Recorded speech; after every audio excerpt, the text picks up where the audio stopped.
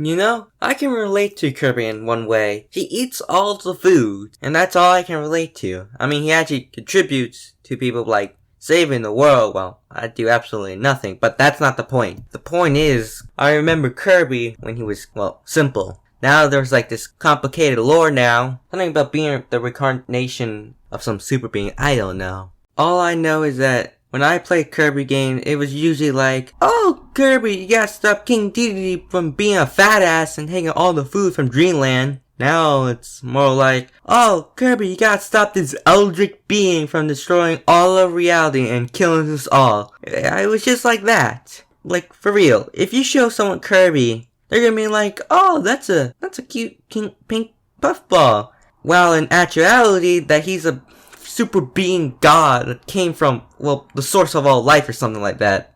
I don't know, Kirby lore is weird and confusing from what I know. I remember playing Kirby Return to Dreamland, I never thought much more about it. All I knew was this guy came out of nowhere, he needed our help fixing his ship, then we help him fixing the ship, we go on the ship, then we go to this other planet, then we beat this dragon king or something, then he betrays us, take the crown, turn to this universe level threat, we beat his ass, and then we save the universe or something like that. I didn't know there was more to it, like the ship came from like this ancient society of smart and powerful people. I didn't know that. All I knew is that we just had to help him and then he betrayed us and then we beat his ass. Now that there's Kirby lore now, I'll try to explain the best I can, but I won't promise it's gonna be accurate. Okay, so from what I understand, there's this thing called Void, and it's like the god of the universe or something like that. And every time it comes across a positive or negative emotion,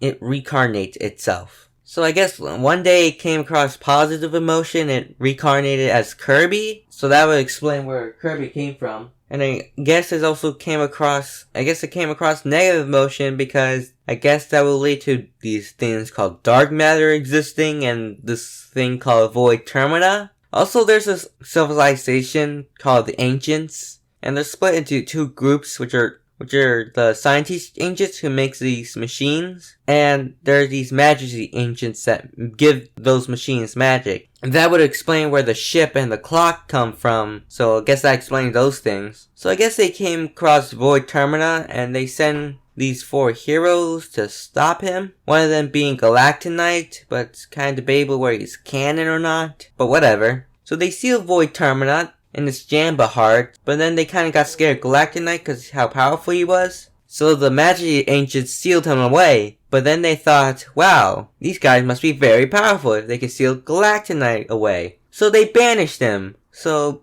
and understandably they were pissed. And so they planned to bring back Void Termina. And they did, but then Kirby killed him, so too bad, I guess. Now you're probably wondering, how the hell did Kirby went from beating up a penguin to literally fighting eldritch beings? To be honest, I'm not so sure myself. Alright, it was so simple back then. Look, Mr. Sakurai, look, you're a great dude, alright? You give us good games like Smash Bros, alright? But calm down. Like, calm down sometimes. I don't know how we went from fighting penguins to fighting eldritch beings, but just calm down. Look, I still like Kirby and I hope you do too, but seriously, Kirby just went from just a loving pink puffball to God Killer mode. Alright, pair him up with one of your favorite characters and he most likely could win. But then again, that's a whole other debate, which I'm not going into. But, well, that's about it, I guess.